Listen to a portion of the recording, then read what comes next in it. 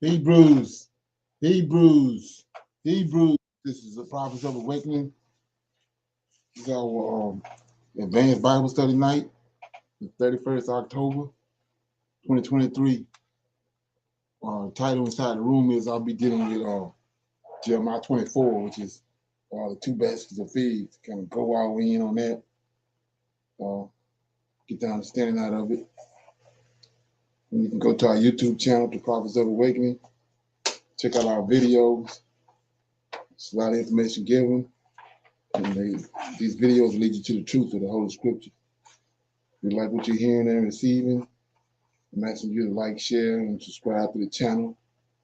And for those that want to support the channel, you can see our Cash App at the bottom of the screen. Okay, this is a non-Messianic channel, and by that I mean we don't deal with the New Testament. We don't deal with Jesus Christ, the God of the New Testament. Okay, we deal with the Tanakh, the Old Testament, so-called Book of Remembrance, and the Torah, first 5 books of the Old Testament that was given to Moses by the Lord of hosts. Shalom and welcome to the channel, and welcome to our advanced Bible study. So we'll do our normal before we go and deal with Jeremiah 24. We're going to do our moment of silence, prayer, Psalms. We're going to deal with some current events, need to know information. Then we'll open it up for some questions and comments and some dialogue. Okay. So with that being said, this moment of silence is for the Lord of hosts and all that he's doing to bring about our prophesied deliverance in these last days. Okay. Oh Lord, we come before thee at this hour, praising you and honoring you because of your position both in heaven and upon the earth, the position in which the Creator Yahweh have given unto thee. And through your spirit and counsel, oh Lord, we have awakened. We have awakened to know who we are as a people and who you are as our Savior and our Redeemer. And we are thankful for all that you have done, and we eagerly search for your scriptures out, that we may be at the right place at the right time upon your arrival to this plan. We love you and we seek you daily, O Lord.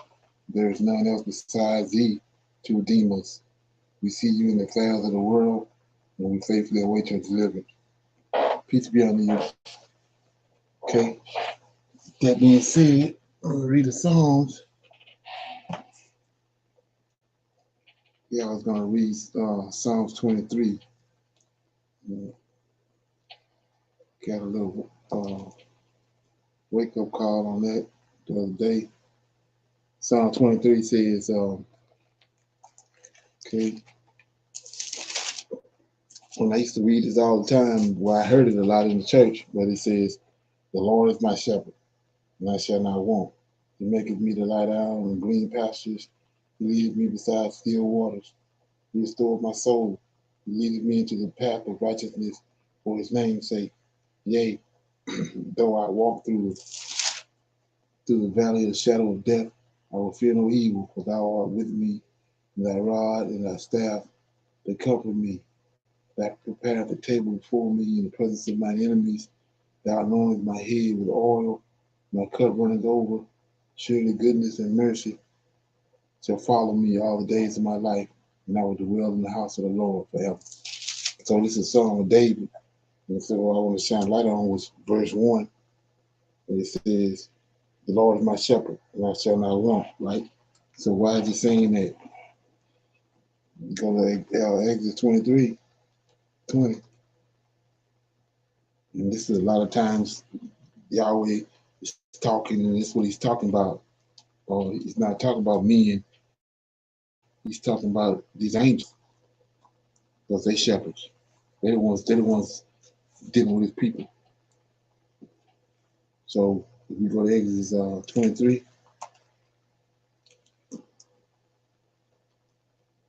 Okay. This 23 and 20 says, this is Yahweh talking to Moses on Mount Sinai. He says, behold, I send an angel before thee to keep thee in the way, to bring thee into the place which I have prepared. So if you're looking down like these angels and like the Creator is from heaven, you can see that it's an angel out in front of them, leading them. That's the shepherd. So go back, look at what David said. He says, "The Lord is my shepherd. Lord of hosts is his shepherd. I shall not want. He maketh me to lie down in green pastures, and he leadeth me beside still waters. 3, he restored my soul, and he leadeth me in the path of righteousness for his name's sake." Right? And that's what it says right here in Exodus 23. It says, for his name's sake. And it says,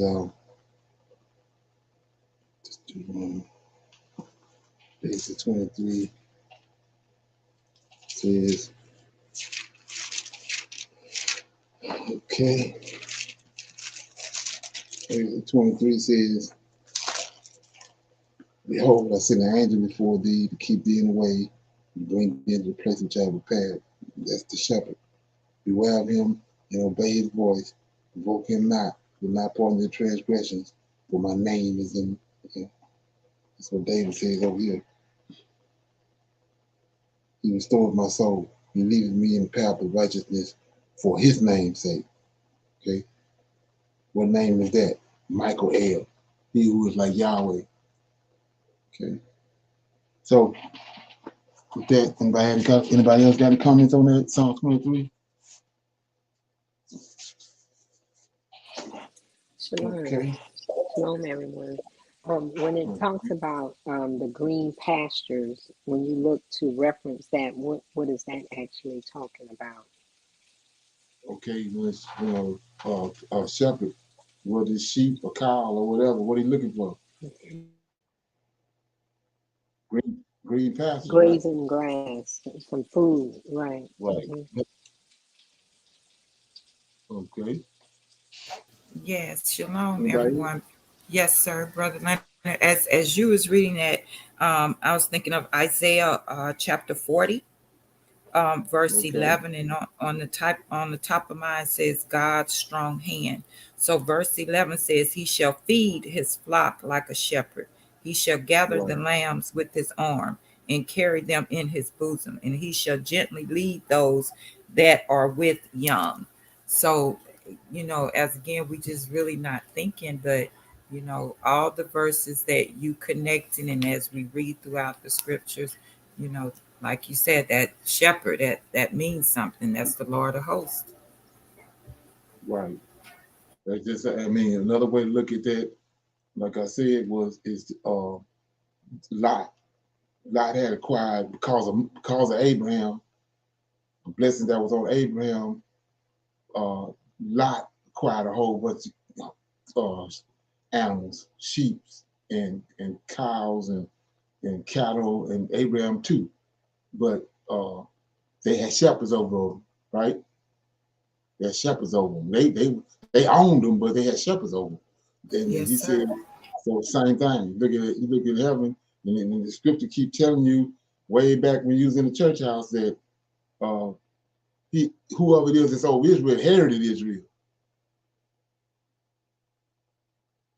The Israel was given to them. It can't be Yahweh. Whoever it is that's over Israel was inherited. It was given to them. So you look at that comparison. It's the same way with even when Abraham was with Amalek. Said Abraham shepherds, herdsmen had got into a conflict with Amalek herdsmen about the wells. So the Abraham owned the herd, but he didn't allotted it out to somebody else to deal with it, control his herd or his flocks. Okay. Anybody else got anything on that? Shalom, everyone. Um, when 3, he leadeth me in the path of righteousness. Breaking that down for me, I'm I'm going with that that he leads us into work, that he leads us into service for him. He leads us into righteousness. What is that? The law. The law. It, The law, the So we're law. not under grace, right? No, no. You don't put a law.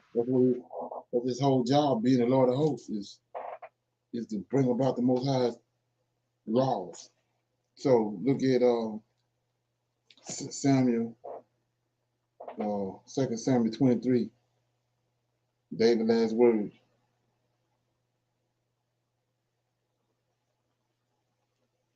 Let me get it.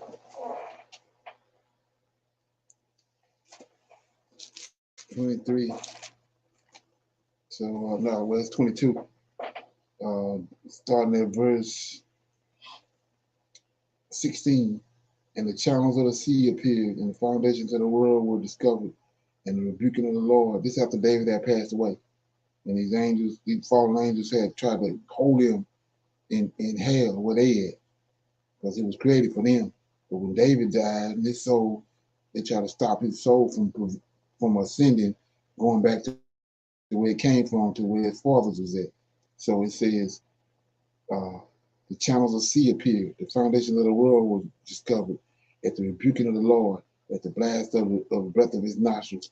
He sent from above, he took me, he drew me out of many waters, he delivered me from my strong enemies, that's the fallen angels, spirits, and from them that hate me, for they were too strong for me. They prevented me in the day of my calamity when he passed away. But the Lord was my stay. He brought me also into a large place. He delivered me because he delighted in me. And here it goes right here. The Lord rewarded me according to my righteousness. They're going to righteousness over in Psalm 23. According to my righteousness, according to my cleanliness of my hands, have he recompensed me. I have kept the ways of the Lord, the laws, and I have not wickedly departed from my God. For all his judgments were before me, and as for his statutes, I did not depart from them. And I was also upright before him, and I've kept myself from mine iniquities. Therefore, the Lord hath recompensed me according to my righteousness and according to the cleanness in his sight. So, path of righteousness is what he's talking about. And so, because of that right there, when David passed away, all the things that we read that David messed up at, he cleaned all it up right here. He recompensed him, cleaned him up. So that's why in Ezekiel 37 is why we see he chose David. Let's look at it. Ezekiel 37 says, okay,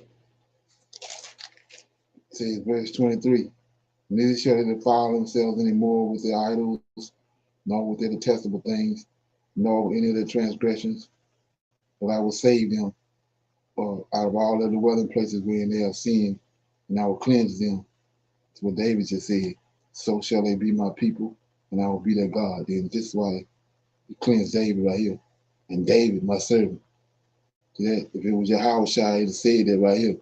But it says, and David, my servant, shall be king over them, and they all shall have one shepherd. Yeah? And they also shall walk in my judgments, and observe my statutes, and do them. That's the righteousness. And they shall dwell in the land that I have given unto Jacob, my servant, wherein his fathers have dwelt. And they shall dwell therein, even they and their children and their children's children forever. And my servant David shall be their prince forever. Okay. Thank you. Okay. Anybody else? Okay. Everybody good? Yes, sir. Yes. We got some current events right here. It's kind of heating up over there in the Middle East. Conflict as a potentially catastrophic blow to Middle East security in talks with their American colleagues. Welcome everyone. In today's video, we're going to tell you Saudi Arabia warns us to stop Israel now, or we will take action. In recent days, Saudi leaders have issued a strong warning to the U.S. that an Israeli ground invasion of Gaza might have disastrous consequences for the Middle East. But before we proceed the further video, if you're new to this channel, remember, go ahead and hit the bell icon to subscribe, so you won't miss the informative videos we will upload in the future. 10 senators met with Crown Prince Mohammed bin Salman, the de facto ruler of the kingdom, last weekend in Riyadh, Saudi Arabia. Senator Richard Blumenthal, a Democrat from Connecticut and member of the Armed Services Committee, was one of the senators who attended. Mr. Blumenthal told the New York Times on Thursday that the Saudi leadership was hopeful that a ground operation could be averted for reasons of stability as well as the loss of life. He said that it would be very destructive, as warned by Saudi officials. According to one Saudi official and a second person with knowledge of the discussions, senior Saudi officials have expressed even stronger warnings to their American counterparts in several conversations, voicing their worries that a ground invasion could end up being catastrophic for the entire region. The conversations took place as tensions spread beyond the Gaza Strip. As Israel bombards and besieges the enclave in retaliation for Hamas, the militant Palestinian organization that controls Gaza, attacking Israel on October 7, necessities like fuel and water are becoming more and more scarce. It was clear from one Biden administration official that the Saudis opposed an Israeli attack of Gaza. Due to the sensitivity of the situation, the U.S. official, the Saudi official, and the individual who was aware of the Saudi threats all requested anonymity. In front of military officers who are standing to attention, Crown Prince Mohammed bin Salman strolls beside President Joko Widodo of Indonesia on a lavender carpet in a square. President Joko Widodo of Indonesia was received by Crown Prince Mohammed bin Salman this month in Riyadh, the capital of Saudi Arabia, as shown in a picture given by the Saudi royal court. Since the Hamas onslaught that resulted in the deaths of over 1,400 Israelis, the United States has consistently affirmed Israel's right to self-defense. Recently, President Biden stated, "Let there be no doubt, the United States stands with Israel."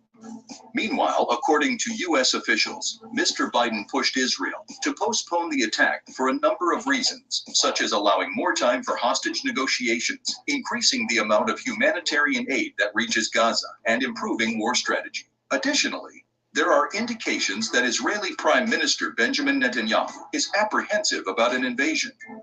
Prince Mohammed and Mr. Biden agreed on pursuing broader diplomatic efforts to maintain stability across the region and prevent the conflict from expanding during a call this week.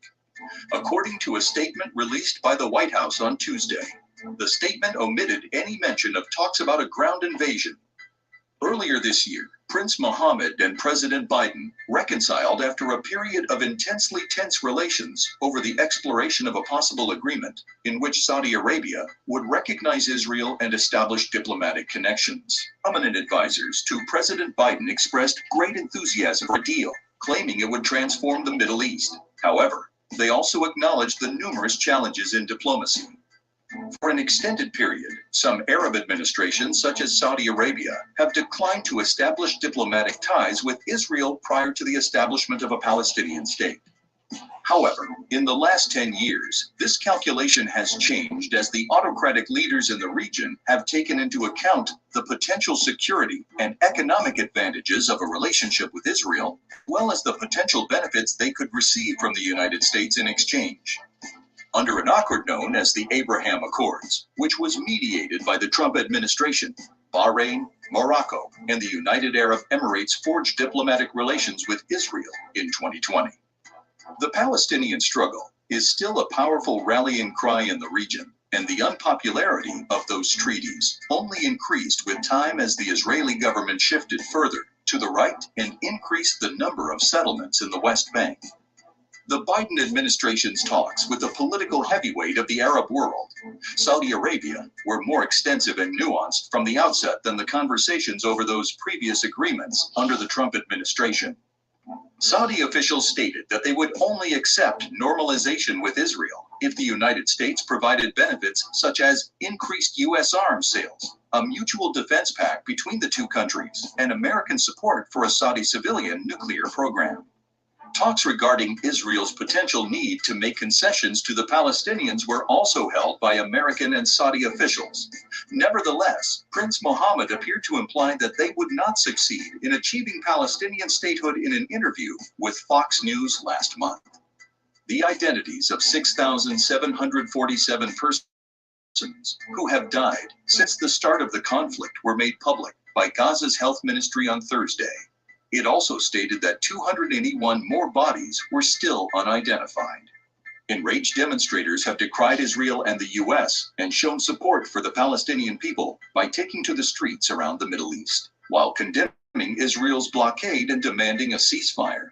Saudi officials made an effort to maintain the national narrative of the country centered on the prince's ambitions to make Saudi Arabia a major international financial center. However, Saudi officials have delivered a far more direct message in private meetings and phone calls with U.S. officials. According to Senator Lindsey Graham of South Carolina, who assisted in organizing the visit, and Mr. Blumenthal, the prince and other Saudi officials gave a menacing impression to the Senate group. Regarding the attack on Israel by Hamas, Mr. Graham stated that the prince understands that this was an act of terror. However, he wants a measured reaction that won't lead to a more protracted and intense dispute. Experts on Hamas have cautioned that any attempt to destroy the organization, as Israel has promised to do, could foster more radicalism and violence and increase Palestinians' sense of oppression under Israeli rule. An invasion might also exacerbate instability in nearby nations, especially in Bahrain, Egypt, and Jordan, whose governments are already finding it difficult to quell unrest due to economic hardship or political repression. Iran has historically supported Hamas, and depending on Israel's military reaction, Iran-backed anti-Israel regional militias have vowed to open up new fronts in the conflict. Saudi Arabia could be the intended target. Since the start of the conflict, Saudi authorities have reiterated their support for the establishment of a Palestinian state with Jerusalem as its capital, and for a meaningful peace process between Israel and the Palestinians.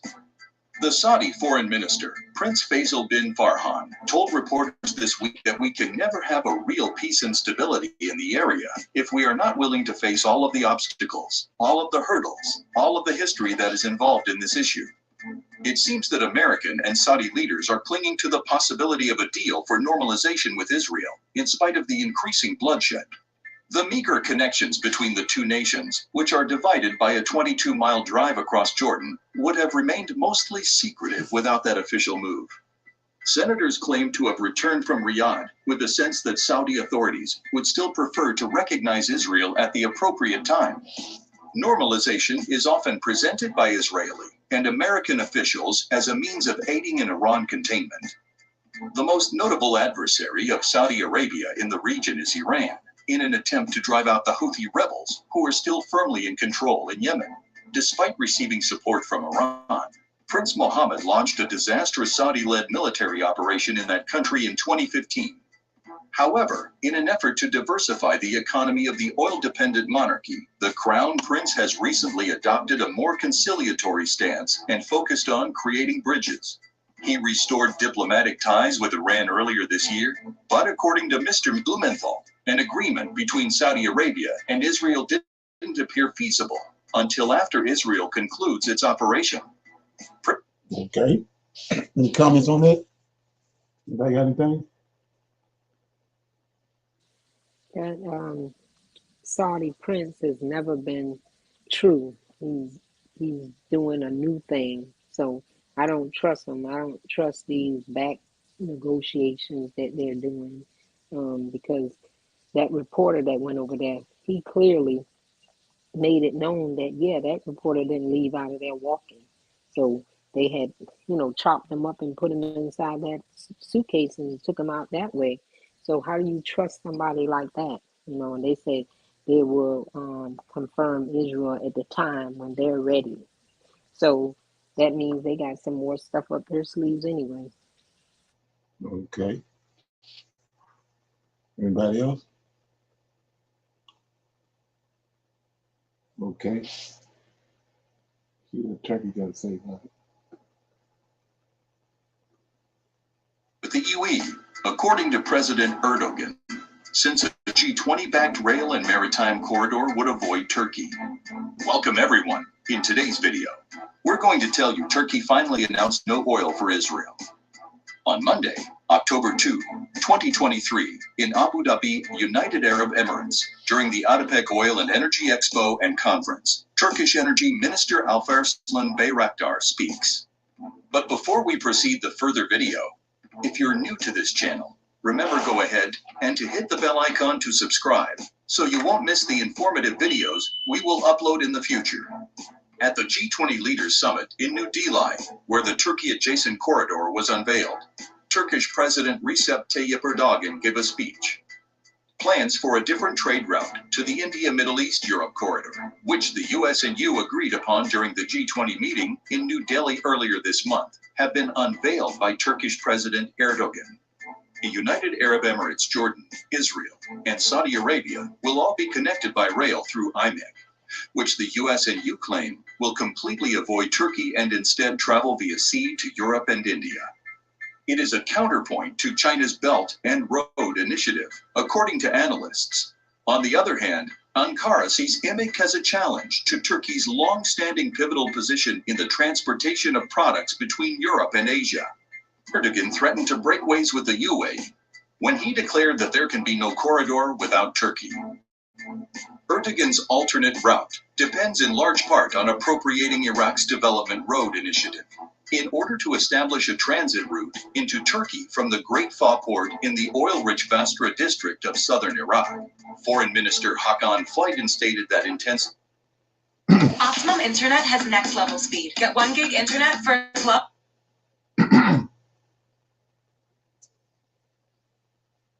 progress with Iraq, the United Arab Emirates, and Qatar. Turkish-Iraqi building gets underway. In Basra, work on the $17 billion development road has already begun. The project, which was designed by the Italian firm Progetti Europa Global, will build road and rail networks that connect Grand Fa port to the cities of Diwania, Najaf, Karbala, Baghdad, and Mosul. From there, they will cross the Turkish border via Salopi and continue on to Europe. Additionally, it is expected to give Iraq access to Turkey's Mediterranean coast and Mersin port. The deputy governor of Mosul stated, "Iraqi enterprises cannot manage this big project alone." Rifat Semo stated to the Anadolu Ajansi news agency in Turkey, "For this project, Iraq needs international corporations, and the closest nation to Mosul is Turkey. We require Turkish businesses." In 2022, Elkan, a company based in Istanbul, accounted for the majority of foreign direct investment made by Turkish businesses into Iraq. According to Global Data Research, the manufacturing company established 3 new concrete batching units in Baghdad, Kut, and Al Diwania. Baghdad anticipates that Erdogan would expand on the $5 billion he promised to support Iraq's post is his reconstruction during a 2018 summit in Kuwait, when work on the development road project picks up speed. Turkish EU aspirations on ice. The plan involving Turkey and Iraq comes amid broader tensions between Turkey and the UAE. A study published by the European Parliament last week stated that Turkey's protracted EU membership process cannot proceed due to concerns regarding human rights abuses and legal procedures. Amnesty International charged that Turkey had falsely convicted 4 human rights advocates during a protracted trial that took place earlier this year. The Turkish Ministry of Foreign Affairs described the study as a collection of unsubstantiated charges, despite applauding Erdogan's recent efforts to convince Russian President Vladimir Putin to resurrect the Black Sea grain trade. Erdogan declared the EU is trying to break away from Turkey prior to traveling to New York for the UN General Assembly this week. "We may break away from the EU if necessary, and we will assess these events against them."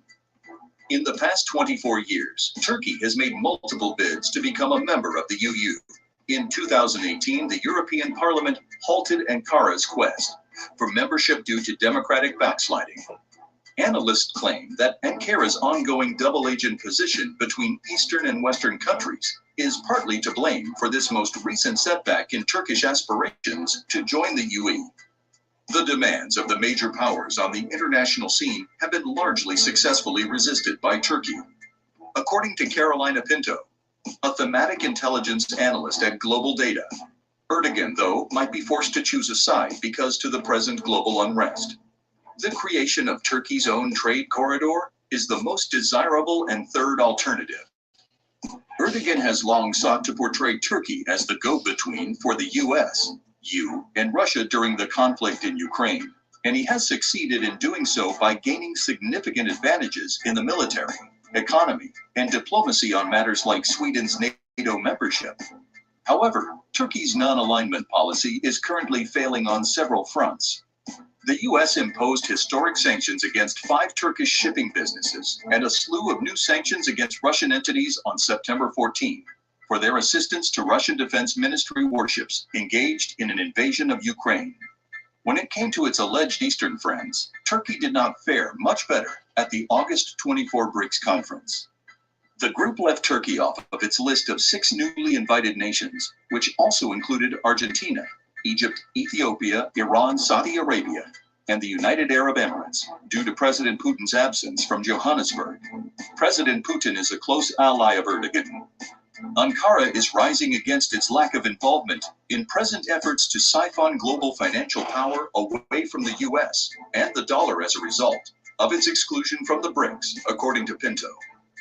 Turkey's friend to all, enemy to none foreign policy, which has been effective for a while, appears destined to drive the nation into geopolitical obscurity in the face of increasingly divisive international relations. The conclusion of this trade corridor drama may dictate Erdogan's future course of action.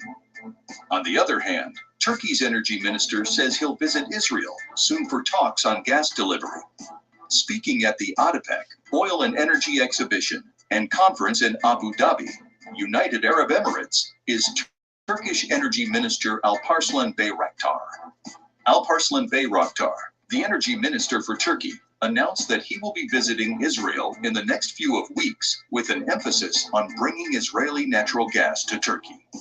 Speaking to Turkey's NTV, Bayraktar states that during their September meeting in New York, Turkish President Recep Tayyip Erdogan and Prime Minister Benjamin Netanyahu decided that he would meet with Energy Minister Israel Katz and personally negotiate the delivery of gas during a trip to Israel in November, which we are planning, as well as meeting companies working in that field. The transmission of Israeli gas to Turkey and to Europe via Turkey is the flagship or among the top priority, he continues. But we are talking about more comprehensive energy cooperation. That's all for today's video, he clarified. So in so many words, Turkey sanctioned Israel. They don't want to deal with them no more for oil and gas. So everything that Israel was expecting to happen when they did this right here is going the other way. Palestine getting all the attention. Okay. And comment. Okay. Got some need to know information right here. Like this.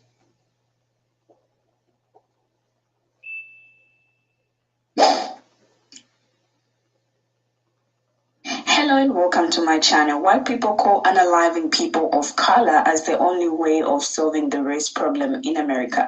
Now in this video, the palm color man explains how they are to do that, or how they've been doing that. And the conclusion is that if simply Americans avoided allowing Black people any access to healthcare, then in 2 to 3 generations, the whole race will be out of the picture. And according to them, that will solve the race problem in America. Here is the video. He published a book called Race, Tendencies, and Traits of the American, in which he lays out all the numbers, and then he concludes that if we simply avoided allowing Black people to have any access to health care, that within 2 or 3 generations, the whole race die out, and that would solve the race problem in America. When Teddy Roosevelt, 1912, proposed a national health care system, people said no because Black people will get it. When Franklin Roosevelt proposed a national health care system, it was the same thing. We don't want Black people to get it.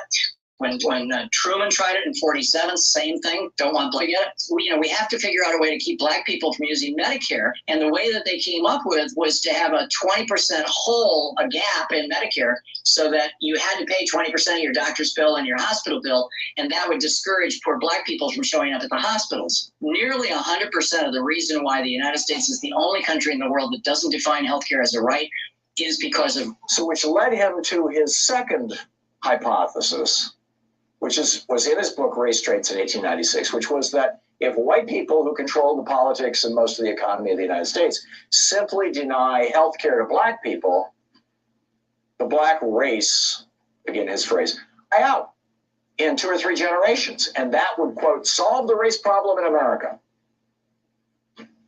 Frederick Hoffman took this theory, pitched it to Congress, gave lectures all across the United States to state legislatures, met with governors, to physicians groups. He was beloved by those establishments. By the way, he was the co-founder of the American Lung Association. I mean, the guy was no slouch. He was powerful. He was famous, and people took him seriously. Woodrow Wilson. And this is why. In 1912, when Teddy Roosevelt proposed a single-payer healthcare system to cover everybody as part of his square deal plan when he was running for president for re-election, this was why that got shot down, because white people, including the medical establishment, white people by and large said, particularly the whites in the South, said, wait a minute, if you cover everybody with health insurance, you're going to be covering black people too, and we can't have that. So that ended that discussion in 1912. It's also why they came after Franklin Roosevelt in 1936 when he proposed a single-payer system. It's why they came after Harry Truman in 1947 when he proposed a single-payer healthcare system. But black people, we can't do that. Black people will get that healthcare. And this is why they came after John Kennedy in 1961 when he proposed a single-payer healthcare system. And it's why when Lyndon Johnson and Robert Ball were writing the Medicare law in 1965, the Southern racist conservative senators came to them and said, you need to build into this thing a bar high enough that poor black people in the South, and 60% of black people live in the South right now. It was even a higher proportion back then, in the 1960s. So the poor black people in the South won't be able to jump over that bar and show up in our all-white hospitals. So they took Medicare Part B, which is the part that pays for hospitalization, and said, we're only going to pay for 80% of the hospitalization. There'll be a 20% gap, which is the gap that you fill in with your Medigap policy now. That gap was to prevent black people from presenting themselves in hospitals unless it was just an absolute screaming life-ending emergency. So from the beginning through the 1960s, the reason why the United States never acknowledged healthcare as a right rather than a privilege was because of Hoffman's theories and whiteism. I mean, they were just like intertwined. I don't know how else to say it. Oh, it is very expensive. Therefore, facts matter. It's time to make Louisiana. Okay. Any comments on that? Anybody ever heard about that? Yeah, I've heard about it with Truman and the earlier presidents, and it's just you can tell how when you look at history how they had been trying to avoid giving equal justice all the way, and still is, so it's been a trend ever since. Yeah, in every aspect of American life. You can even look at redlining with the housing. They ain't want you in their hospitals where they don't want you in their neighborhood. So you can see it all across the board. Yeah. So and then you gotta understand too, also in their churches.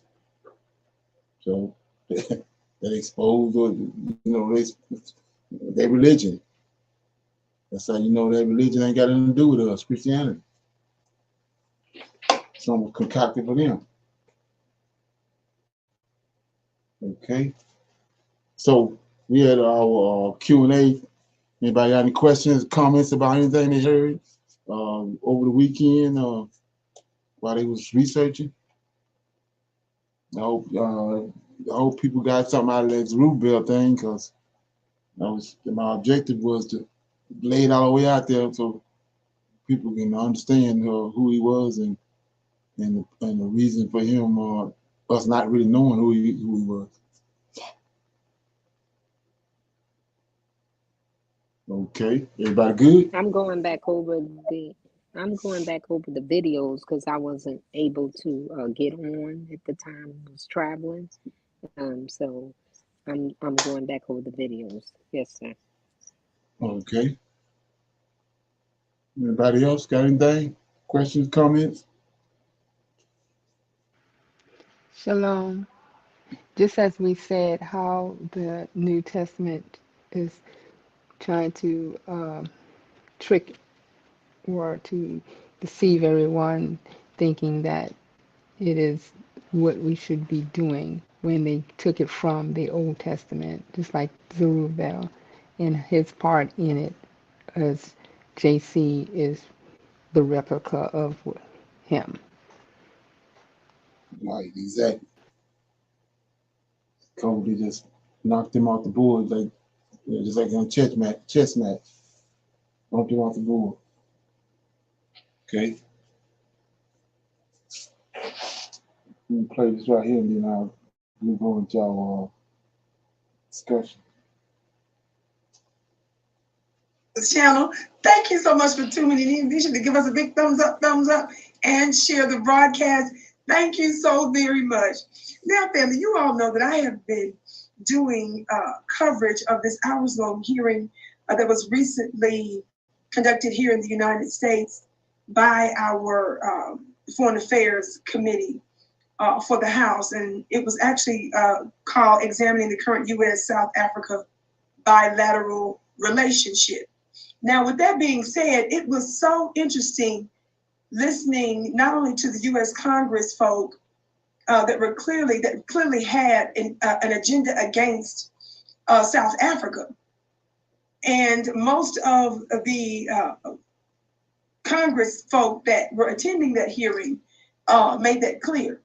Thankfully, there was at least a couple of sound voices, and one was Representative Jackson. By the way, that name may sound familiar because his father is a well-known activist by the name of Reverend Jesse Jackson. I want you to listen to something he says here after it was very clear that a couple of the South African witnesses that they flew to the United States to testify, it was clear that they wanted those particular South Africans to testify because it made the United States look good, and in some ways, they were kind of poking at their own government, South Africa, here in the United States. So it doesn't mean that all South Africans are monolith and they agree with everything their government is doing, but we understand very clearly how we can be a pawn in the hands of the adversary, and that's never good. I want you to watch this brief clip. The apartheid government in South Africa, right here in Washington, D.C. And I was arrested along with many others that my family members, father, sisters, mother, because it was the last majority African people to be held to an undemocratic standard by a white minority in the United States government supported that. And in return, the Russians had supported the South Africans. So there is a unique relationship that the South Africans have with Russia because they were an ally. And I would simply like to know from anyone on the panel, how can we single out our most vital democratic ally in Africa, whose position in the Russian-Ukraine conflict is no different than some of our allies in India, in Saudi Arabia, and in China? Why are we singly focusing on South Africa's unique relationship and, if you will, letting them mute their voice on their right to self-determination? They are very respectful and they're very appreciative of the American trade agreements and the trade that we have, but they also have a complex history that I think we fail to recognize. Wow. Now, I want you to understand that in this long hearing, he had just heard testimony and statements from one of the South African witnesses who's a broadcaster, Miss Reddy Balby. She had the nerve to sit there and basically absolved the United States of its pro-apartheid position. When I say America, we're talking about those that are in government and those who have the power. And to be honest, you know, a large number of the population, large numbers of the population, of course, the Caucasian population in particular, some of them totally were for the apartheid regime in South Africa. That's a known fact. So when Miss Reddy Talby sat up there and just said, well, you know, it's, you know, y'all's Congress, you know, overturned it. So y'all were against apartheid. It was just shocking to those of us who were Black Americans and didn't know what was going on. So did you hear him make it clear that he protested and he was jailed because of his protest for South Africa in the United States? Did you hear him break down Black Americans? We were the ones that was pushing this. Talk black to me, somebody. Then he really, really exposed the United States and the Foreign Affairs Committee by saying that why are we singling out South America when their position is no different than India, Saudi Arabia, and China? He went so far as to say that South Africa is an ally of ours. Why in the world would we be singling them out? When you hear a U.S. congressperson who has access a lot of times to certain levels of classified information, who sits on the Foreign Affairs Committee and so forth and so on, when they're making statements like that, without them breaching whatever privacy and security intelligence protocols, he made it clear, why are we singling them out? Okay. So if you remember, a while back, I made a video on the guy was saying that in the future, in the very near future, they're gonna have these Black politicians, Boulets, gonna be presidents in Africa. If you're paying attention, you can see what they're doing. When it's all said and done, they're gonna have Black Black politicians gonna be presidents in various countries over in Africa, and they send us back. So keep your eye on that. Okay. Anybody else got anything coming before we start? I start reading out of Jeremiah 24. Everybody good? Yes, sir. Okay, yeah. So a couple of last week, I think it was, Jeremiah 23 came up, and so I read Jeremiah 23. But once I read it, you can see that it was leading up to, like I said, you can see that Jeremiah is not talking to us. It's a group of people. It's a group of Israelites, our forefathers back then, that was in the land of Israel, and they had turned their back on the Lord of hosts. They had turned their back on heaven, turned their back on what we was just talking about, the Most High's laws, statutes, and his judgment, the things that he required of them. They had turned their back on. So he sent Jeremiah to tell them that they're gonna get punished for what they're doing. If they don't turn them back, they're gonna get punished for what they've done. And so that's why it's vital to understand that, because even when they came out of Egypt, the Israelites came out of Egypt, you gotta, like I said, he's one man, Jacob, had 12 sons. So when you're looking at it from heaven's perspective, from a supernatural perspective, they see Jacob, one man.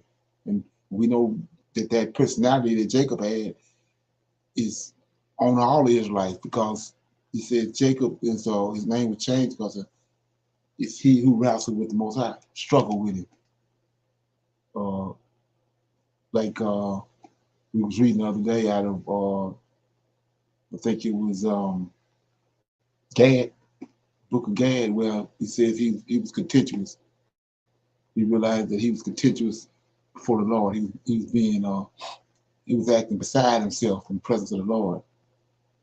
And so once he recognized that, the fear came over him, and he started uh, confessing it and telling the Most High that he was sorry for it.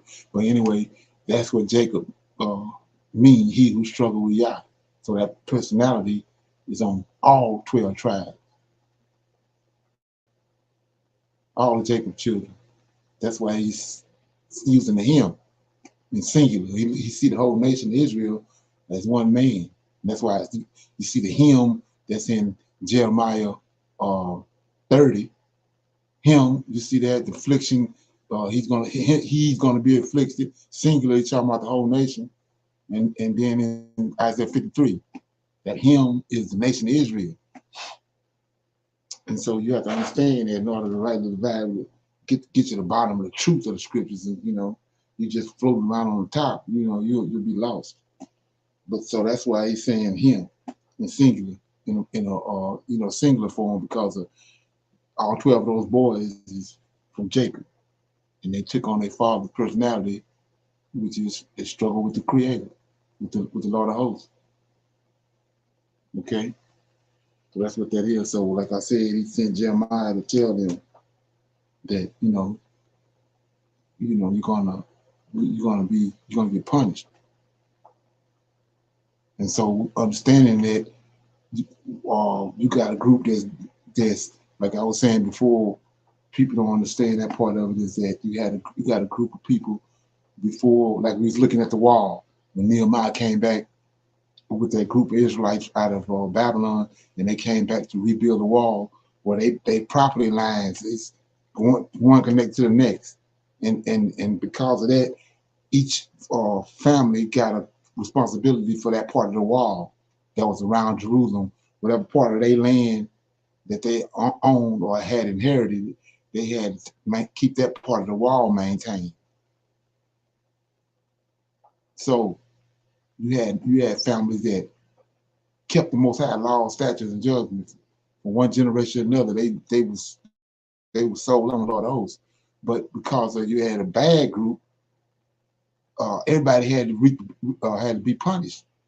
The whole nation had to be punished because of the bad ones, and that's where Judah and especially Judah and Levi came in, especially the Levites. They supposed to maintain that. If you had a segment of Israelites that was out of order and out of control, the Levites' responsibility was to bring them back on point. And if they didn't, the whole nation was punished. And so you keep hearing today, and all these folks coming up about why we can't come together. Hell, we got the curses. That's why we can't come together. It's a time. The time when the Most High is going to visit us, that all that's going to get straightened out. But if you have any kind of understanding on what has happened to us in our history as a nation, you'll understand that we're not gonna. That's one of the signs. When you see us back coming together, that's it. As long as you see the drama that's going on now, we still on the curses. So yeah, that's all.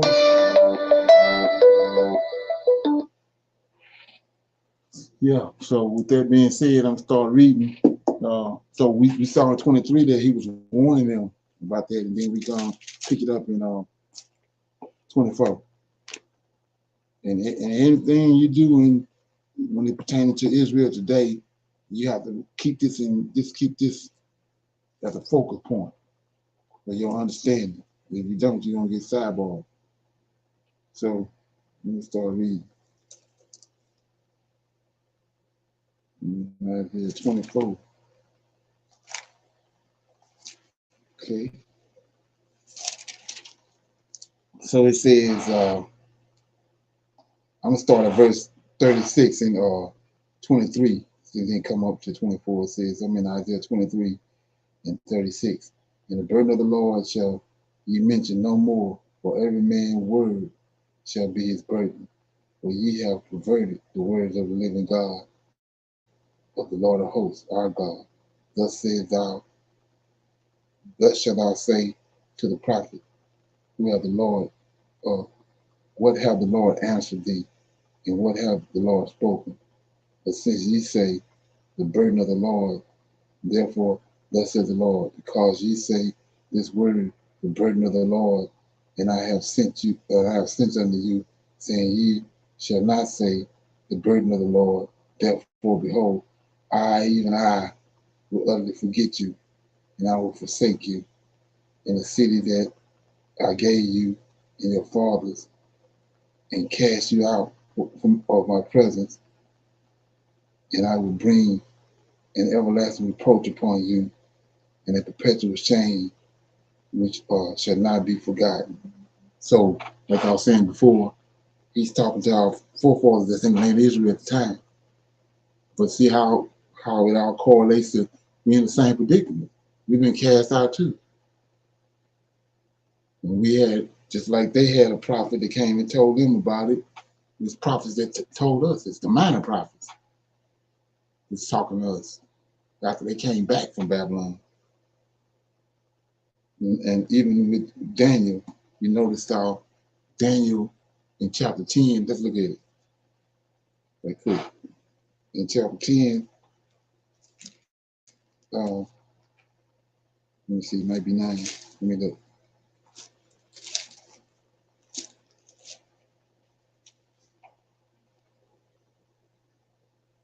Yeah, chapter 9 says, in the first year of Darius, the son of Aarus of the seed of the Medes, which were made king over the realm of the Chaldeans, in the first year of his reign, I, Daniel, understood by books the number of years, wherefore the word of the Lord came to Jeremiah, the prophet. See that?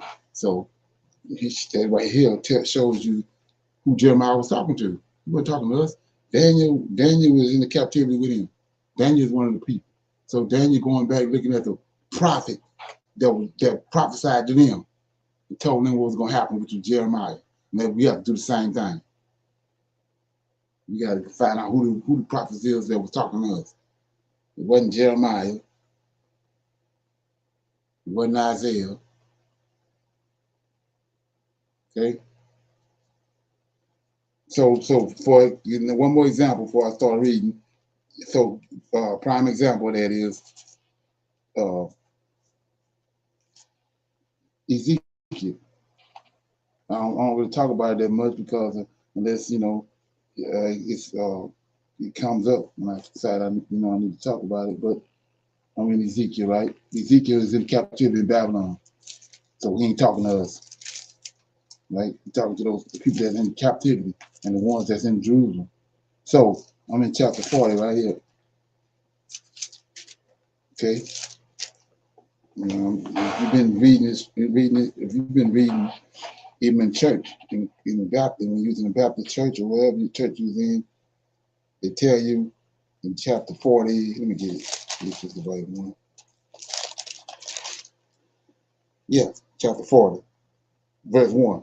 In the 5th and 20th year of our captivity. See that? Not us. That's the people them doing what Jeremiah was talking to. And Ezekiel talking to them too. In the 5th and 20th year of our captivity. See that? In the beginning of the year, in the 10th day of the month, in the 14th year after that, the city was smitten. In the self-same day, the hand of the Lord was upon me, Ezekiel, and brought me thither. In the vision of God brought he me into the land of Israel, and set me upon a very high mountain, by which was as the frame of a city on the south. And he brought me thither, and behold, there was a man whose appearance was like the appearance of brass, with a line of flex in his hand and a measuring reed, and he stood in the gate. Right. So let's look at it. Nebuchadnezzar, Nebuchadnezzar, and the Chaldeans came and tore Jerusalem down. They burned it down. So Ezekiel in captivity in Jerusalem been tore down. So he came and took him back to the place where the temple was tore down there.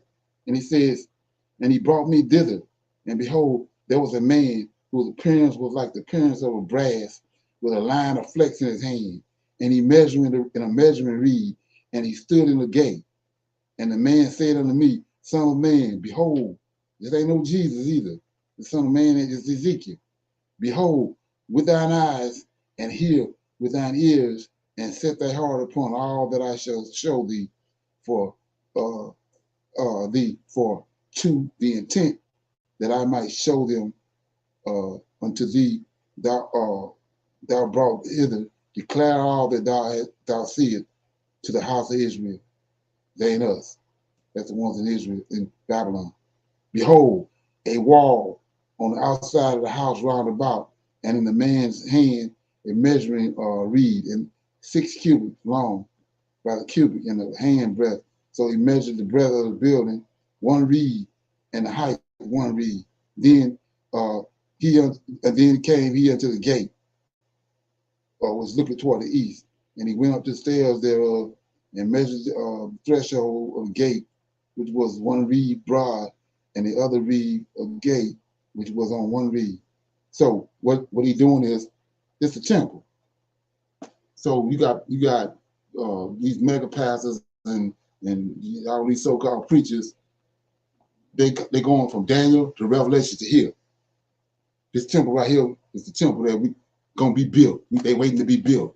When it's Ezekiel, they in captivity in Babylon. This is the temple that Zerubbabel and them come out and gonna build. This is the vision of the temple that's gonna be built when they leave Babylon. You can't go to Revelation with this. See that? So like I said, you've been in the church house and had any kind of affiliation with the church, you notice they go here. Ezekiel chapter 4, they're talking about the damn temple, and some temple gonna be built in the future. When it's Ezekiel having this vision. He dead and gone. So who was Ezekiel talking to? The Israelites that was in the land of captivity in Babylon. The time coming. The time getting ready to come.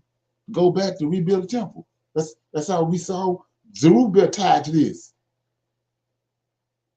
It has nothing to do with no Jesus Christ, Paul, and all them bullshit. Okay? See that? Yeah, so anyway, I'm back over in Jeremiah. So picking it up in verse 24, chapter 24, start at verse 1. It says, the lesson from the good and the bad fig. The Lord showed me, and behold, 2 baskets of figs were set before the temple of the Lord. So you see right here, this is Jeremiah talking. So who these 2 baskets of figs? We ain't got nothing to do with it. These Israelites in Jerusalem. Nebuchadnezzar ain't came yet. It says, the Lord showed me, behold, 2 baskets of figs were set before the temple of the Lord. After that, Nebuchadnezzar, king of Babylon, had carried away captive Jeconiah, the son of Jehoiakim, king of Judah, and the princes of Judah, with the carpenters, the smiths from Jerusalem, and had brought them to Babylon. 1 basket had very good figs, even like the figs that are first ripe, and the other basket had very naughty figs, which could not be eaten. They were so bad. Then said the Lord unto me, what seest thou, Jeremiah? And I said, figs, good figs, very good, and evil, very evil. They cannot be eaten. They are so evil. So like I was saying before, you think that this is, if you're not seeing what I'm saying right here, you're not seeing it for what it is, you got blinders on. Saying the way in there you can read the scriptures right. So verse 3 says, then said the Lord unto me, Jeremiah, what seest thou, Jeremiah? And I said, okay.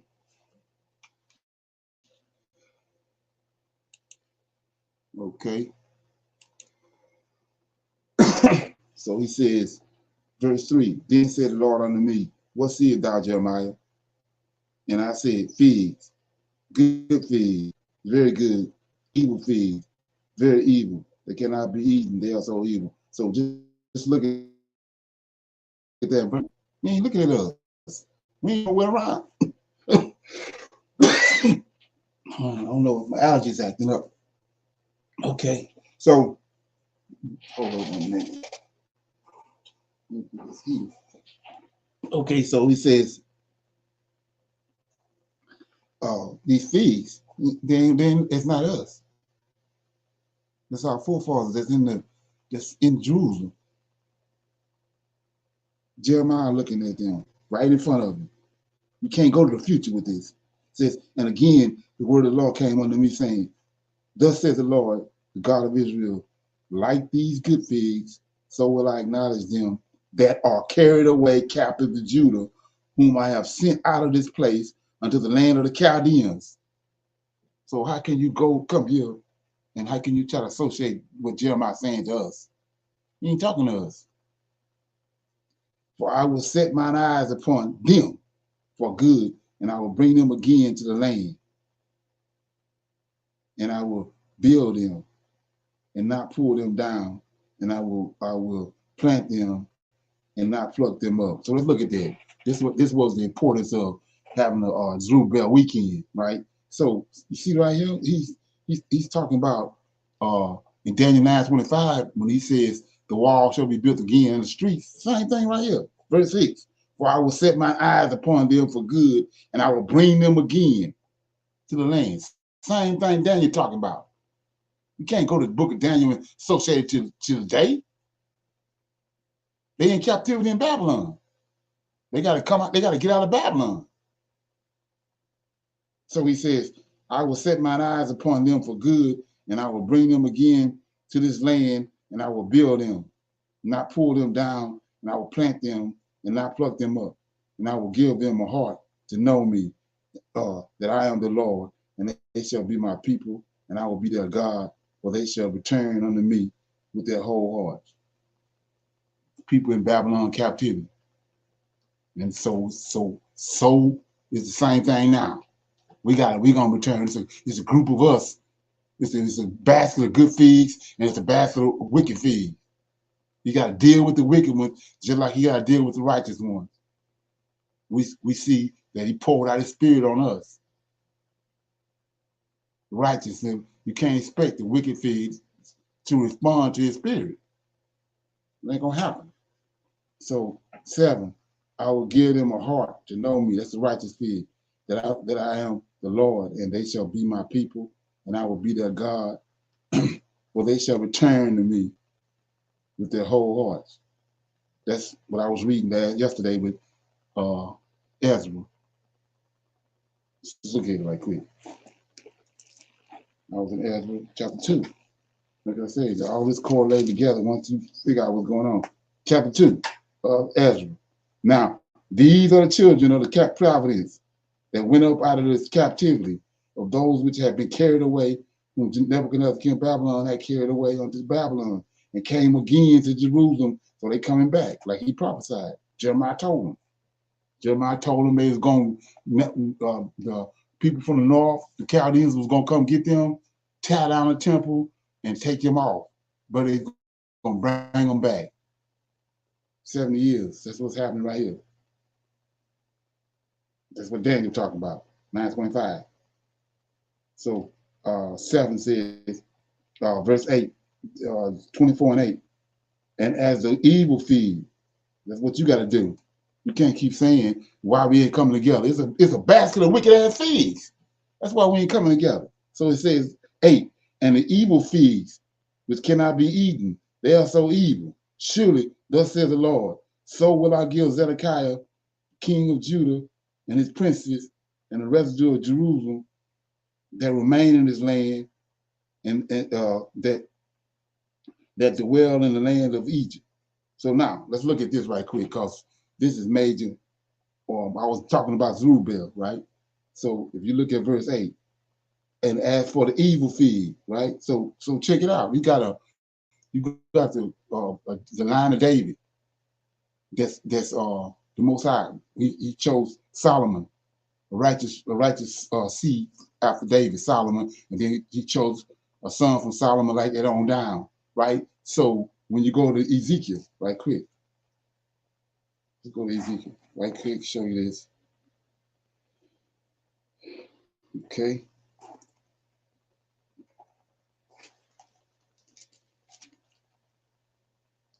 Ezekiel chapter 1. I read this over the weekend. Chapter 1 of Ezekiel.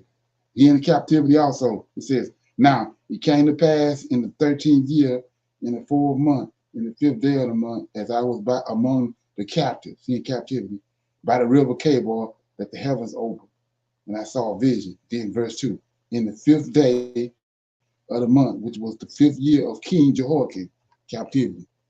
So who was King Jehoiakim? He's out of that lineage. David, Solomon had a son on down. He's the righteous. It's two kings. You got two baskets of figs. You got two kings. You got a wicked ass king that's over the wicked fig that he left in Jerusalem. But you got the righteous king from David's lineage that the Most High chose is following. It's going back to Jerusalem. He's been taken to Babylon with the captives, the good fig, and the vessels. All the holy things of the Lord, all going to Babylon with Nebuchadnezzar. But he left a wicked king over the remnant that was left there. So you see right here in Ezekiel chapter 1, it's the 70 years being tracked from the righteous king. It says, in the 5th day of the month, which was the 5th year of King Jehoiakim's captivity, the 5th year out of 70. This is the righteous king. This is where Zerubbabel come from. The righteous lineage. So go back to Jeremiah 24:8 as the evil fig. So which cannot be eaten. They are so evil. Surely thus says the Lord. So this he just talked about the wicked basket. So somebody over them. So will I give Zedekiah, king of Judah. That's the other king. The perpetrator of fraud. King of Nebuchadnezzar, them chose him.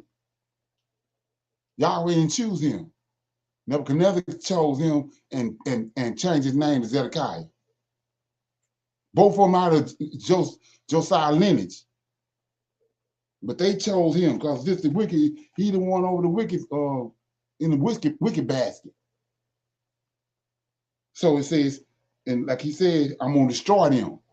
So he was killed. His eyes were put out, and all his children. But on the righteous side, Jehoiakim was taken to Babylon, and we saw that he raised him up out of his let's look at it right quick. So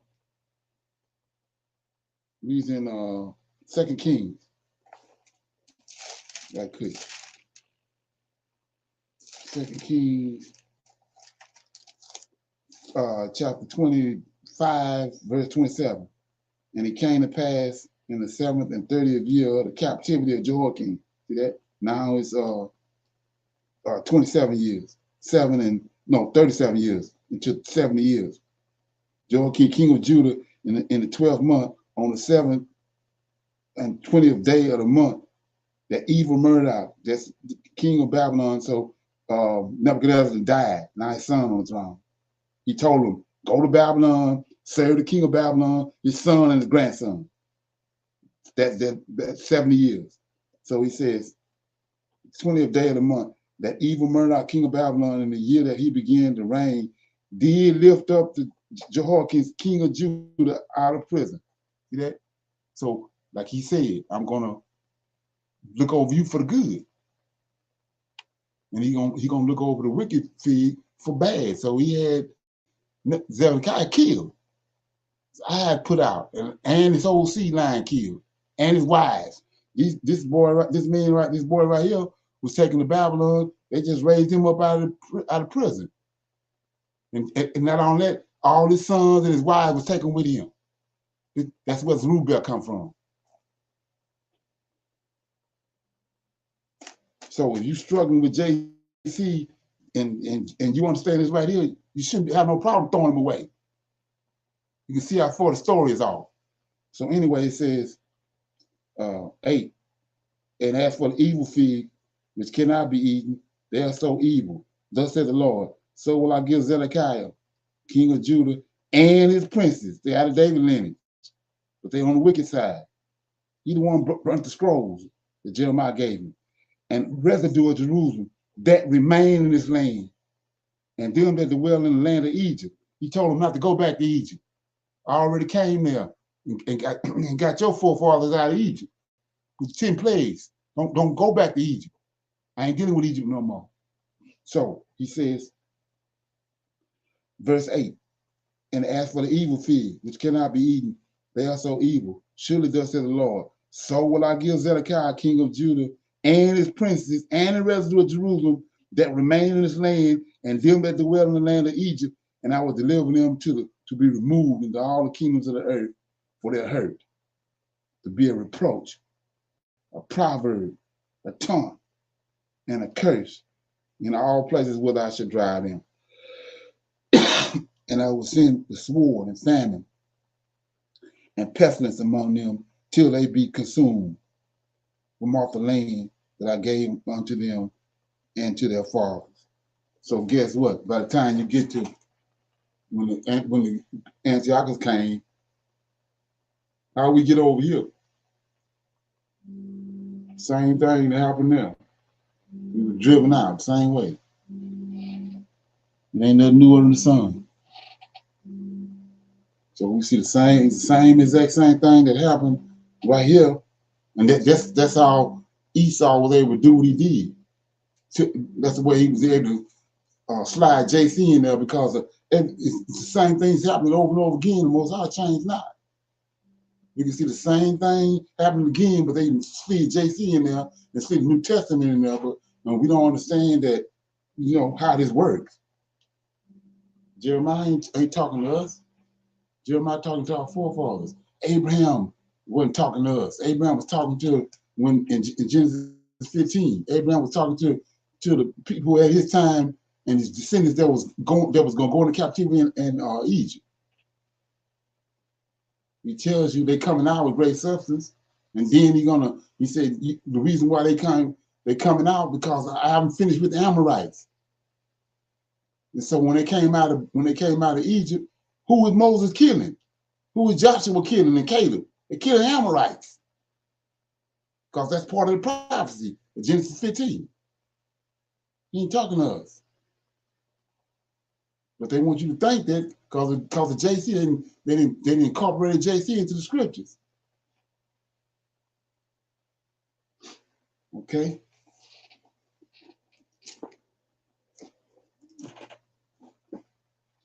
Okay.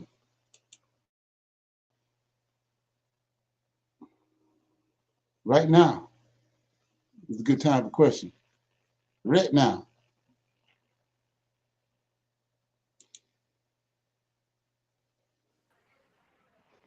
Shalom. Okay. This as I was listening, it brought me to where now, as we're speaking, and they're saying they're going to build a temple again, and they're getting the red heifer. They're doing these things to try to make their revelation be what everyone should go for, and thinking that this is happening, trying to make the set the stage, and now they got the players playing on it. So as we read, we can see, just like you can see, like, unveil it, like pull the curtain back, and we're seeing what's going on behind the scenes and what they're doing and how they portrayed it. So my question is, in the last days of the Old Testament, which prophet was speaking to us? Right now? Yes, sir. Yeah, the minor prophets the ones that came out of Babylon they came out of Babylon with Zerubbabel. Because when you understand that, right after Zerubbabel came out, let's look at it. Look at what Daniel prophesied. When you understand what I'm saying, you go to Daniel, and Daniel tells you it's tied to Daniel 9:25. It says 9:25. Know therefore and understand that from the going forth of the commandment, that's in Ezra chapter 1. Cyrus made the commandment to restore and build Jerusalem unto the Messiah. That's Zerubbabel, the prince. He's the prince of Judah. The Sheshbazzar is his captain name. the prince shall be 7 weeks, 62 weeks. The street shall be built again, as Nehemiah, and the wall, even the troubles of time. Then 26. And after 62 weeks shall the Messiah be cut off. Zerubbabel got cut off. We saw that. Those people from Samaria sent to Darius and told him that they rebuilding the wall and all that. Darius sent the letter and told him to stop him until he go and check the archives. And then he checked the archives and found out that Cyrus did give them orders to go back and rebuild. Then they could pick it back up. But 26 says, Daniel 9:26, and after 62 weeks shall the Messiah be cut off, but not for himself. Then here we go. And the people of the prince that shall come, it's Antiochus, the Greeks, shall destroy the city, the sanctuary, and the end thereof shall be with a flood, unto the end wars and desolations. And then 27, and he shall confirm the covenant with many for 1 week. I showed you that week, right? Antiochus. And in the midst of the week, he shall cause sacrifices and the oblations to cease, and for the overspreading and abomination, he shall make it desolate, even until the consummation determined shall be poured upon. So this the end coming. So the minor prophets that came back with Zerubbabel is the one talking to us. So let me give you some examples of that right quick. So if you go to the minor prophets, go to let's look at Amos, Hosea. Look at Hosea chapter 6. Hosea chapter 6 says, chapter 6, verse 1. Come, let us return unto the Lord, for he hath torn, and he will heal us. For he hath smitten, he will bind us up. After 2 days will he revive us. In the third day he will raise us up, and we shall live in his sight. So what's that 1 day with the Lord? 1,000 years. A So 2 thousand days years. is what? 2 days is what? 2,000 years. How long ago was it? They say JC was crucified. 2,000 years. Every Yes. time you hear a story about our history, they go back 2,000 years because of this right here. So then he says, after 2 days will he revive us in the third day. How long JC stayed in earth? Well, he's supposed to stay in that tomb for 3 days, and then he You go rose on 3 the days. third day. You go to 3 days right here. That's where he getting it from. He says, after 2 days, he will revive us. In the third day, he will raise us up, and we shall live in his sight. Then shall we know, if we follow on to know the Lord, his going forth is prepared as the morning, and he shall come unto us as the rain, as the latter rain. I mean, as the latter and the former rain upon the earth. See that? Yes, sir. So that's where it's coming from. Like I said, go same chapter. Go to chapter 11, verse 1. You go to Son right here. It ain't JC. When Israel was a child, see that the nation of Israel. When Israel was a child, then I loved him and called my son. So this is the son right here. So when you go back to Hosea 6, that's the son. Come, let us return unto the Lord, for he hath torn and he will heal us. He hath smitten and he will bind us up. After 2 days, this is where you apply the 3 days at, to the son, the real son. Okay.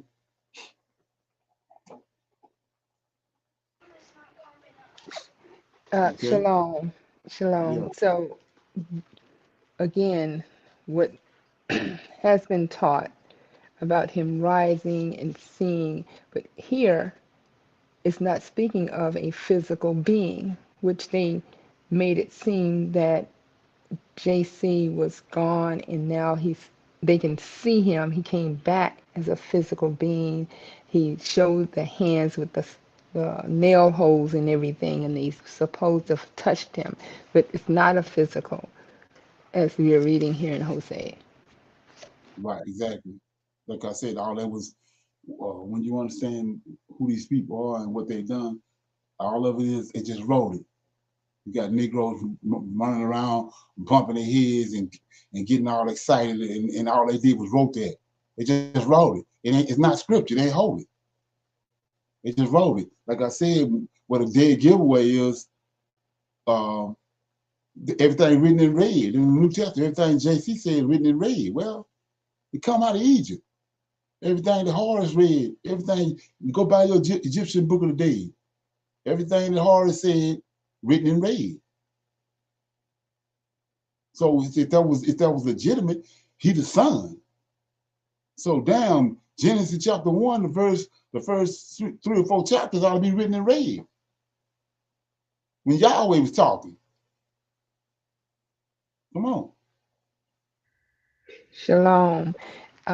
That's a trick of the mind, because like they would highlight anything you see in highlight wants you to draw your attention to that area and keep your mind focused on it. So by them saying these words written in red is what Right. JC spoken. So that's something for the believers of the New Testament to Exactly. run to and say, see, this is in red, this is what he said. Right. Again, as I was looking at this, the commandment says worship no idols. But being Right. that it's a physical being, that is like an idol. And then they did the cross, they did the figure and all of that. So again, an idol. And so they've Exactly. broken the one of the commandments by just bringing JC on board. Right. But they did it how they slicked us was they using the Old Testament, which is our scriptures, and they went back and tied him into the scriptures. Like I said in Genesis 18, he says in John that before Abraham was, I am, and the day that Abraham met me, he rejoiced. Well, Abraham supposedly met him in Genesis 18. That's the Lord of hosts. They ain't none of him. There's 3 angels came, 3 men came, 3 angels. One of them is the Lord of hosts, the Redeemer of Israel. So that's a lie. But you can't see that lie if you don't understand what's going on. It's like True. the star. You can go to the book of Joshua. The star came when Abraham was born. That's where they got it from. That's why Joshua ain't in there. Because Joshua we highly intelligent people because we was dealing with angels. But because of the curses, we've been reduced. Like he said, we put a yoke of iron around our neck, and after they destroyed us mentally, they took the yoke of iron off. We believe in everything they say. And everything they do, we going for it. Shalom. Again, it comes to mind as if like they train a elephant Right. as a young elephant, they put the chain around it and pull. Once you got into a certain age and size, that chain can be ripped out. But because of the instilling in the mind of this animal, and that's why it says the elephant never forgets. And that's how they're doing the Christian to get them to keep remembering what the New Testament is saying. Right. So if we break away from that, and that as that elephant would take that chain off the leg and see how far it can go, won't return. But keeping that mindset as a New Testament to the people, they're going to continue to fall back on it, argue, make statements, do whatever they can because this is something they've been trained and shackled to. Right. But like I said before, after so long, you come to it's a way to counter that. It's like I said, if they want you to get all how people are blind and can't see what I'm saying, and the stuff is the truth of it is they're getting all caught up with their emotions. Once you learn to take your emotions out of it and see it for what it is, It's like water on a duck bag. It ain't no, if they want to be contentious and you instead of breaking down scripture after scripture, and like I said, you ain't heard it before, you ain't seen it before, and it ain't something that ain't there. Everywhere I go, it's right. I'm showing you, it's right there in the book. Who else is it? If it ain't coming from heaven, where the hell is coming from? So it's on them. Once especially after you see this and the Most High done connected these dots for you, I mean, come on. Yes, That's how. sir. You're right. Yeah, it's not as long as you get tied up with your emotions, that's endless drama. Like I say, we can sit here for 1,000 years, when you read the scriptures right, that's Zerubbabel in Daniel 9:25. You're a damn nut bucket if you keep on trying to make it JC. It's Zerubbabel all day long. We can read it 365 days every year, every day. It's Zerubbabel when it's broken down and rightly divided with the spirit of the Most High. There ain't none of him. That killed him right there. An intelligent man or intelligent woman that you see right there, you've been lied to. But you want to go to some more verses to try to make them work. Well, this one right here ain't working. This is a bald-faced lie right here. You keep trying to make it Yes, work. Come on. yes, sir. And I'm very appreciative that we are waking up and seeing, and it's being bring into the light. The Right. blinders are off. Exactly. That's how they go. And that in itself is to tell you we at the end. Because that's what he said. He's not gonna leave us in the dark. For a time he did, but now, like I said, Isaiah says he's gonna pour his spirit out on us. And it's the righteous, the good and the bad fig. The righteous fig he's gonna respond to the spirit being poured out. But the wicked fig, you're gonna do just like Zedekiah and the rest of them did. Jeremiah sent the scroll to him, he threw it on the fire and burned it.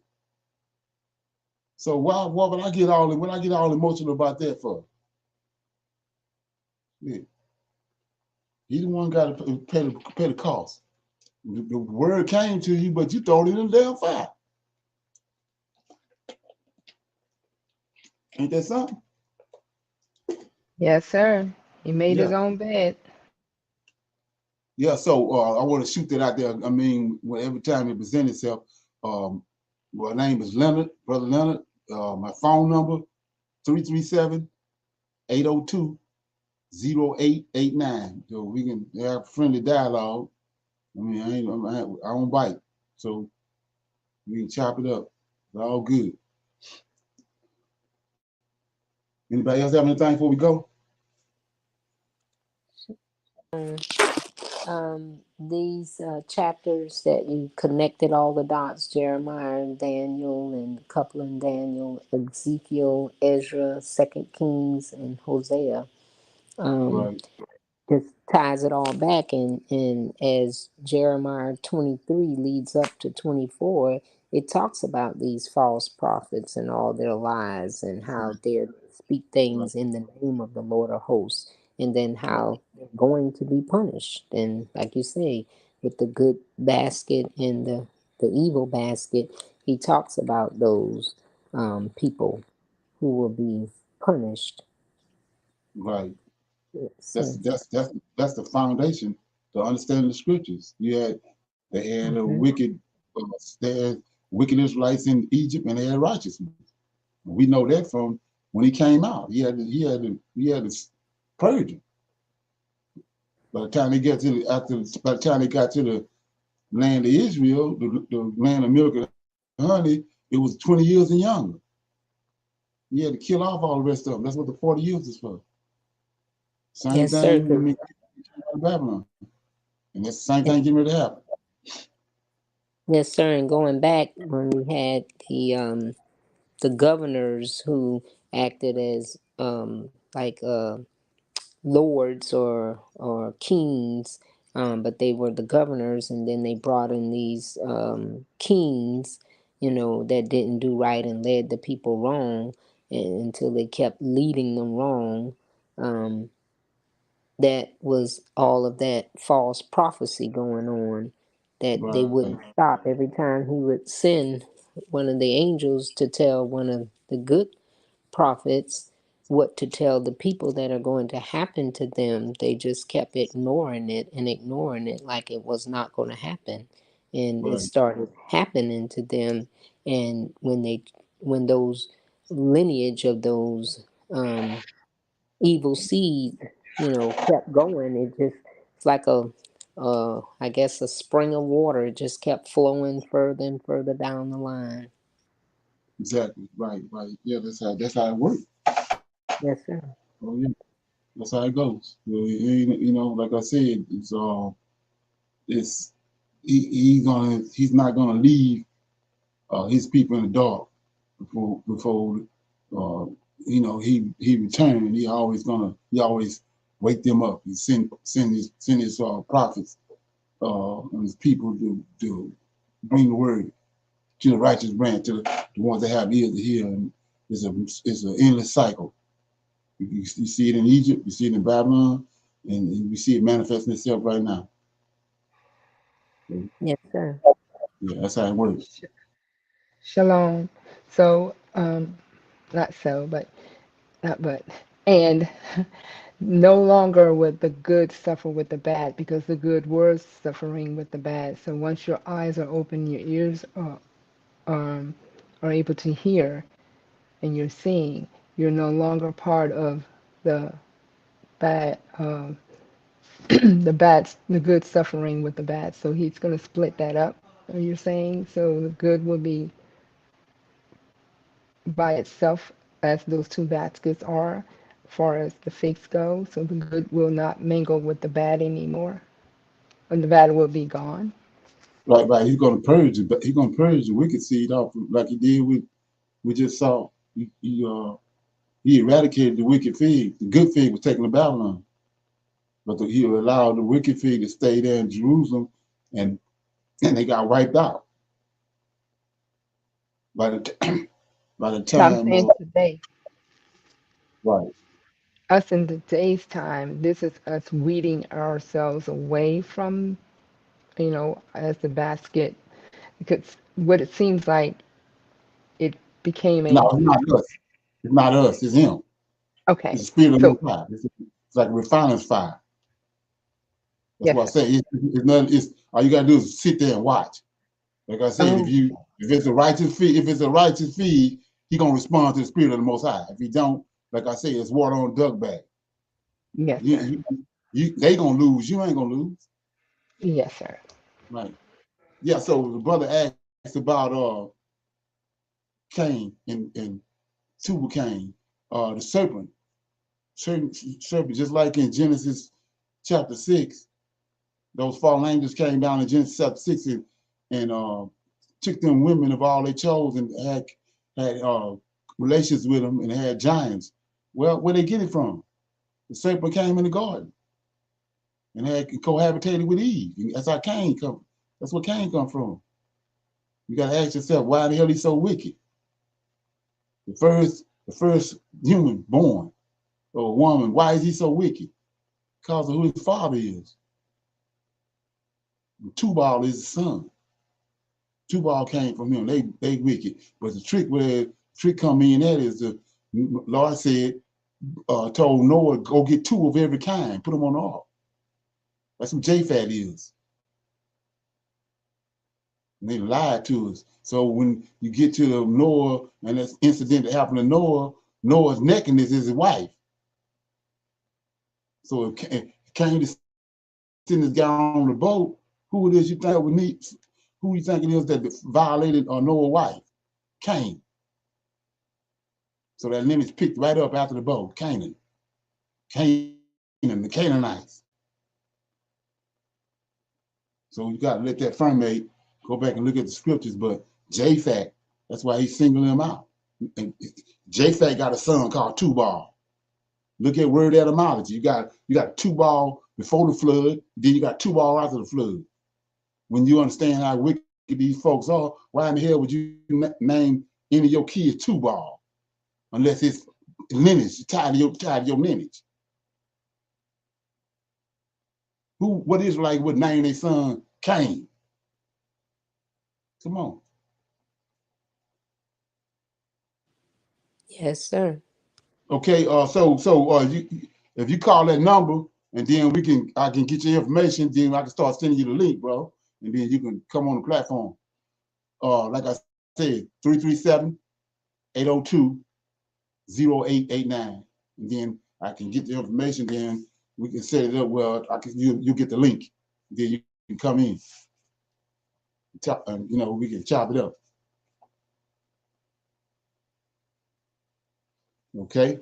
So everybody good? Yes, sir. All right. Yeah. What's up, D-Ray? Hey, man, what's going on? All right. Yeah. I'll see everybody tomorrow for our reading through the Tanakh. Shalom. Shalom, shalom. Right. Shalom, shalom, everyone. Shalom, shalom, shalom. Okay. Shalom. Shalom. Shalom, everyone.